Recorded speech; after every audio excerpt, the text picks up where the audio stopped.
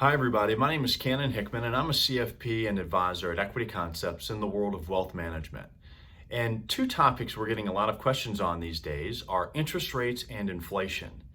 We have clients that are getting little to no interest in their checking and savings accounts, and yet inflation ramping up has them concerned about its impact on their assets over time.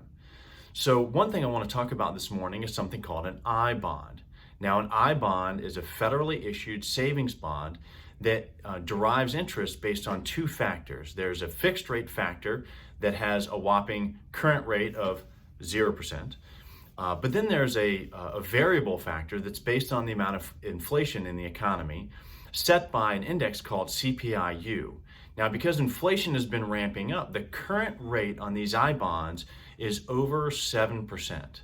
Okay, so what that means is that you can take something, you can lend it to the United States government, they'll guarantee that it won't go down, and your current rate of interest is over 7%. It's not all perfect. There are some limitations to I bonds. The first one being that you can't put more than $10,000 per person per year into these I bonds, savings bonds. The second thing is that the rate of interest is not guaranteed to stay that way. It can adjust down if inflation goes down. It can also go up if inflation continues to go up.